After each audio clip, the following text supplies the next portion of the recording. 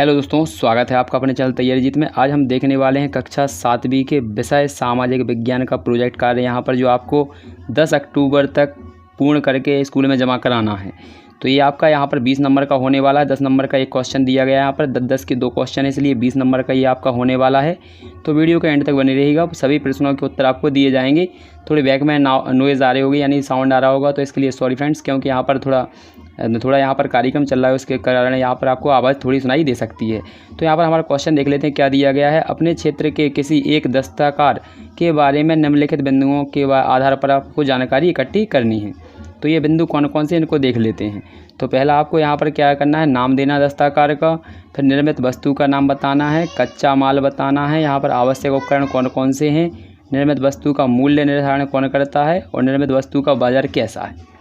तो आइए यहाँ पर शुरू करते हैं। तो यहाँ पर पहला देख लेते हैं, क्वेश्चन हमारा यहाँ पर दिया गया है, इसका आंसर देख लीजिए। तो पहले हम दस्ताकार को समझ लेते हैं, दस्ताकार होता क्या है आखिर।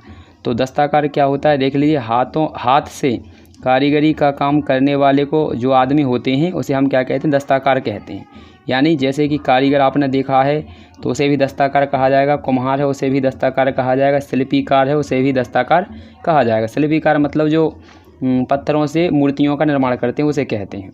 तो दस्ताकार का आपने यहाँ पर मतलब समझ लिया, जो हाथों से चीज़ें बनाते हैं, यानी कारीगरी का काम करते हैं हाथों से, तो उसे हम क्या कहते हैं, दस्ताकार। तो यहाँ पर दस्ताकार का नाम यहाँ पर लिख लेंगे। तो दस्ताकार का नाम हमारा हो जाएगा प्रांसिंग। तो प्रांसिंग हो गया। यहाँ पर दूसरा क्या है, निर्मित वस्तु का नाम बताना है। तो निर्मित वस्तु का नाम यहाँ पर क्या बनाता है, वो आपका मिट्टी के बर्तन। इसके बाद कच्चा माल किसे कहते हैं, इसके बारे में समझ लीजिए। तो कच्चा माल क्या होता है, तो पहले इसकी परिभाषा देख लेते हैं कच्चा माल की। तो यहाँ से लिखेंगे आप, फिर यहाँ पर देख लीजिए अच्छे से, यहीं पे दिखा देते हैं। तो कच्चा माल किसे कहते हैं, उद्योग में कई वस्तुएं तैयार होती हैं, उन्हें तैयार करने के लिए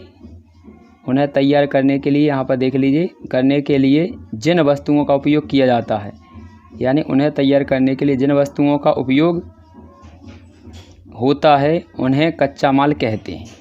उन्हें क्या कहा जाता है, कच्चा माल कहा जाता है। जैसे कि आपका उदाहरण के लिए है मिट्टी, कपास, गन्ना आदि। तो यहाँ पर एक बार अच्छे से देख लीजिए क्या लिखा है। तो यहाँ पर है, उद्योग में कई वस्तुएं तैयार होती हैं, उन्हें तैयार करने के लिए जिन वस्तुओं का उपयोग होता है उन्हें कच्चा माल कहा जाता है। यहाँ पर डबल लिखा है, कहते हैं, जैसे कि मिट्टी, कपास और गन्ना। तो ये आपके यहाँ कच्चा माल हो जाएगा। इसके बाद हम चौथा पॉइंट देख लेते हैं क्या दिया गया है। तो चौथा पॉइंट हमारे यहाँ पर दिया है आवश्यक वस्तुएं, यानी उपकरण जो होते हैं। तो कौन कौन से यहाँ पर आवश्यक होते हैं मिट्टी के बर्तन बनाने के लिए।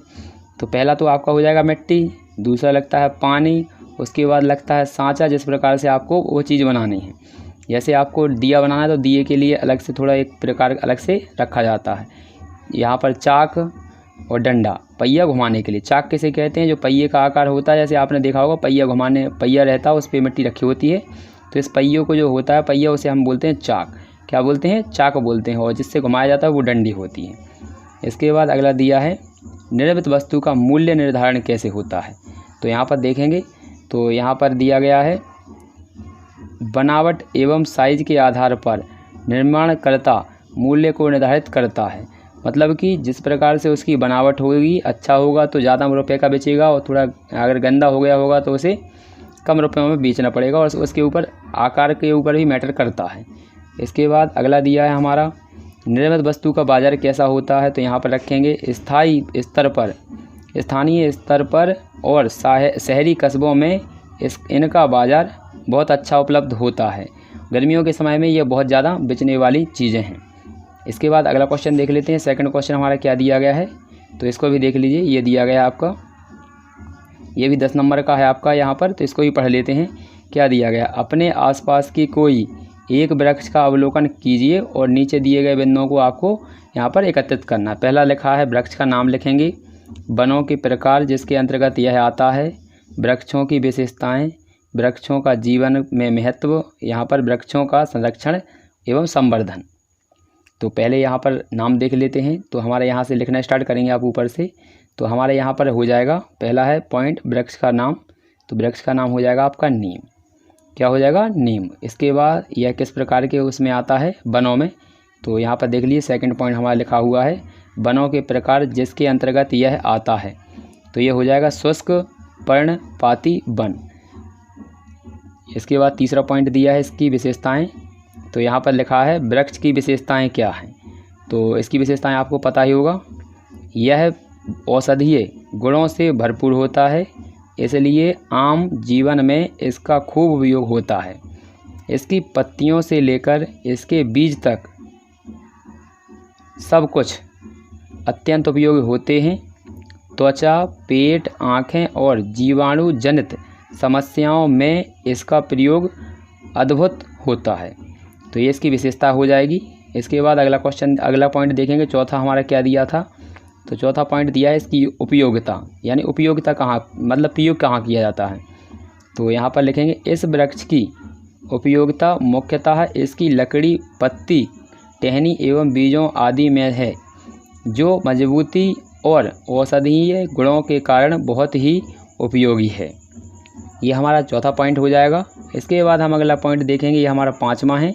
ये पॉइंट, यदि आपने अभी तक हमारे चैनल को सब्सक्राइब नहीं किया है और साथ ही साथ ज्वाइन नहीं किया है, तो आपको यहाँ पर सब्सक्राइब करके बेल आइकन होगा, उस पर क्लिक करके आपको ऑल पर क्लिक कर देना है, जिससे कि आपका यहाँ पर नोटिफिकेशन चालू हो जाएगा। तो जो भी वीडियो आएगी आपको सर्च करने की आवश्यकता नहीं होगी, आपके पास मैसेज पहुँच जाएगा उसका।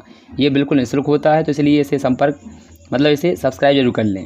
वृक्ष का संरक्षण एवं यहाँ पर संवर्धन, तो वन प्राणियों के लिए कितने आवश्यक हैं ये सभी को पता है।